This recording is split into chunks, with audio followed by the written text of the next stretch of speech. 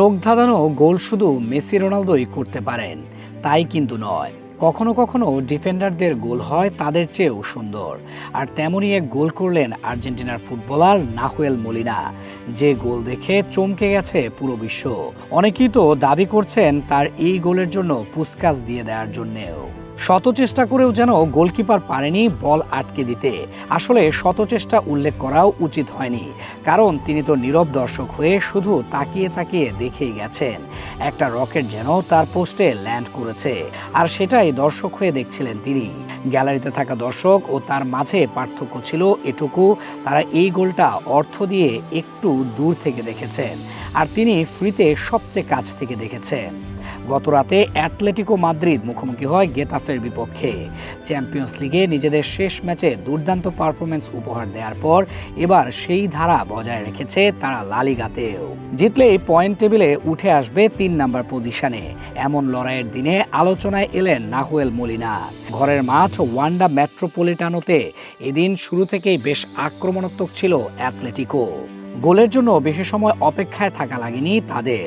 ম্যাচের ৮ মিনিটের সময় প্রতিপক্ষের খেলোয়াড়ের টাচ হতে বল চলে আসে নাহুয়েল মোলিনার কাছে। তখন তিনি দাঁড়িয়েছিলেন বক্সের বাইরে। প্রথম টাচ বলের নিয়ন্ত্রণ নিজের করে নিলেন, দ্বিতীয় টাচে নিলেন বুলেট গতির শট। ব্যাস, দ্রুতই বল চলে গেল জালে জড়িয়ে।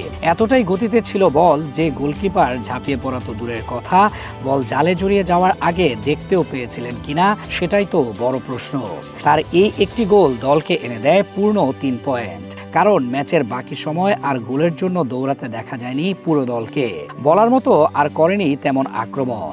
শেষ পর্যন্ত ৮ মিনিটে করা মলিনার এই একটি গোল হয়ে দাঁড়ায় পার্থক্য। গেতাফের বিপক্ষে ১-০ গোলে জয় তুলে নেয় অ্যাটলেটিকো মাদ্রিদ। এই জয়ে লা লিগায় ৩ নম্বরে উঠে এসেছে তারা। অ্যাটলেটিকো মাদ্রিদের এই দলটা যেন আর্জেন্টিনাময়, যেখানে দলের হেড কোচ একজন আর্জেন্টাইন, নাম দিয়েগো সিমিওনে। দলের গোলকিপার আর্জেন্টাইন, নাম হুয়ান মুসো।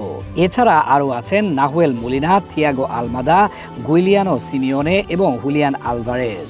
দলের বর্তমানে ৩ নম্বরে উঠে আসার পেছনেও বড় অবদান আছে তাদের।